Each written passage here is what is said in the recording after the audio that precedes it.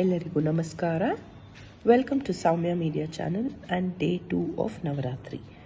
ಇವತ್ತು ನಾವು ಆರಾಧಿಸೋದು ಮಾತಾ ಬ್ರಹ್ಮಚಾರಿಣಿನ. ಕಲರ್ ಬಂದು ರೆಡ್.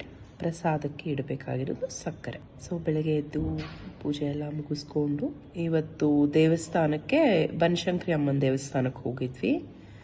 ನಾನು ಮತ್ತು ನನ್ನ ಫ್ರೆಂಡ್ ರಮ್ಯಾ. ತುಂಬ ಚೆನ್ನಾಗಿತ್ತು. ಅಲ್ಲಿ ದರ್ಶನ ಅಂತೂ ನಮಗೆ ತುಂಬ ಚೆನ್ನಾಗಾಯಿತು. ನಾವು ಅನ್ಕೋತಾ ಇದ್ವಿ ತುಂಬ ರಶ್ ಇರುತ್ತೆ, ಮಂಗಳವಾರ ಪ್ಲಸ್ ನವರಾತ್ರಿ ಟೈಮಲ್ಲಿ ರಶ್ ಇರುತ್ತೆ ಅಂತ.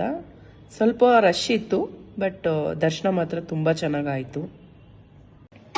ಬನಶಂಕರಮ್ಮನ ದೇವಸ್ಥಾನದಲ್ಲಿ ಗವೆಗಳ ಅಲಂಕಾರ ಮಾಡಿದ್ರು. ತುಂಬ ಚೆನ್ನಾಗಿತ್ತು, ನೋಡೋಕ್ಕಂತೂ ಅದ್ಭುತವಾಗಿತ್ತು. ಮಲ್ಲಿಗೆ ಜಡೆ, ಮಲ್ಲಿಗೆ ಮುಗ್ಗಿನ ಜಡೆ. ಬೆಳಗ್ಗೆ ನಾನು ಬನಶಂಕರಿ ಅಮ್ಮನ ದೇವಸ್ಥಾನಕ್ಕೆ ಹೋಗಿದ್ದೆ ನನ್ನ ಫ್ರೆಂಡ್ ರಮ್ಯಾ ಜೊತೆ. ಇವಾಗ ನಾನು ನನ್ನ ಹಸ್ಬೆಂಡು ಜಯನಗರ ದೇವಸ್ಥಾನಕ್ಕೆ ಹೋಗ್ತಾ ಇದ್ದೀವಿ. ಬನ್ನಿ ಹೋಗೋಣ. ಸಾಯಂಕಾಲ ಮತ್ತೆ ಮನೆಯಲ್ಲಿ ದೀಪ ಹಚ್ಚಿ ಇವತ್ತು ಅನ್ನಪೂರ್ಣೇಶ್ವರಿ ದೇವಸ್ಥಾನಕ್ಕೆ ಹೋಗೋಣ. ಶಾಲಿನಿ ಗ್ರೌಂಡ್ಸ್ ಹತ್ರ ಇರೋದು ಜಯನಗರ್ ಅಂತ ಅಂದ್ಕೊಂಡು ಹೊರಟ್ವಿ. ಅಲ್ಲಿ ನಾವು ಹೋಗಿದ್ದ ಟೈಮ್ ಕರೆಕ್ಟಾಗಿ ಮಹಾಮಂಗಳಾರತಿ. ಎಷ್ಟು ಚೆನ್ನಾಗಿತ್ತು ಅಂದರೆ ನೋಡೋಕೆ ಎರಡು ಕಣ್ಣು ಸಾಲಲ್ಲ, ಅಷ್ಟು ಚೆನ್ನಾಗಿತ್ತು.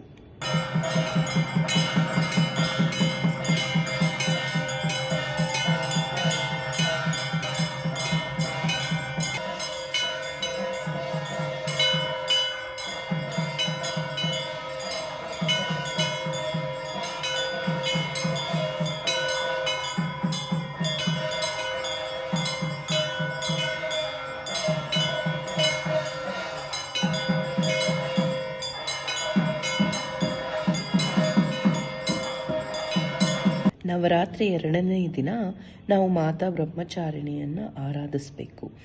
ಅವರು ತಪಸ್ಸು, ಶ್ರದ್ಧೆ ಮತ್ತು ಧೈರ್ಯದ ಸಂಕೇತ.